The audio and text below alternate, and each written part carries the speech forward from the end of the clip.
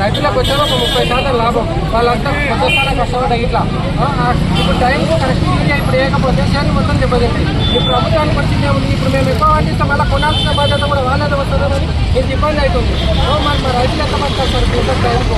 ఇప్పుడు ఏమంటున్నారు సార్, ఇంతకు ముందుకు రైతులు వచ్చే వాట్సాప్ గ్రూప్లో వెళ్తాం, ఏమంటారు వీడియో వచ్చింది మీ గ్రూప్లో వెళ్తామంటే రైతులకు ఎంత చూస్తారు? వాళ్ళు చదువుకున్నారు అవును కదా, చదువుకున్న యువతకు తెలుసు. ఇప్పుడు వాళ్ళకు కరెంటు బిల్ కట్టుకొని ఊళ్ళో మొత్తం దండోరే చెప్పడానికి వస్తుంది. అదే ఏమంటారు రైతులకు యూరియా రేపు 2 సెంటర్లకు వస్తుందని చెప్పడానికి ఏమవుతుంది సార్?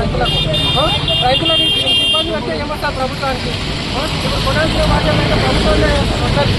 ఇప్పుడు పండించుకుంటే ఉంది, పని అయిపోయినా కష్టపడి అయితే ప్రస్తుతానికి పండి నెక్స్ట్ టైం మేము కూడా వ్యవసాయం పనిచేస్తున్నాం. ఇబ్బంది అయితే మేమైతే ఇబ్బంది పడాలి సార్. మనలో ఇక వచ్చే లాభం కూడా ఇప్పుడేం లాభం రాదు. చేసే లాభం అయితే కష్టపడే లాభం.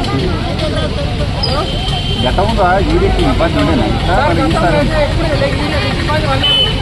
ఇబ్బంది పడాల్సి వస్తుంది. ఇప్పుడు ప్రభుత్వాన్ని తక్కువ అంటారా?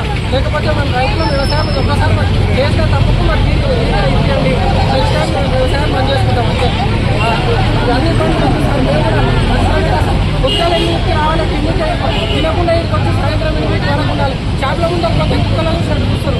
యూరియా సార్ అంటే ఈరోజు రాదు, వారమైనకి వస్తుంది. ఒక ఆయన వారం అని చెప్తాడు, ఒక ఆయన 2 రోజులు అని చెప్తాడు, ఒక ఆయన 3 రోజులు అని చెప్తాడు. నేను ఎన్ని రోజులు తిన్నాను ఇలా ఏ షాప్ ఈ షాప్కి వస్తేనేమో ఈ షాప్ ఇస్తున్నామో ఆ షాప్ ఇస్తున్నామని చెప్తారు. ఆ షాప్కి వస్తేనేమో ఈరోజు ఈ షాప్ ఇస్తున్నాం, నెక్స్ట్ ఆ షాప్ ఇస్తున్నామని చెప్తారు.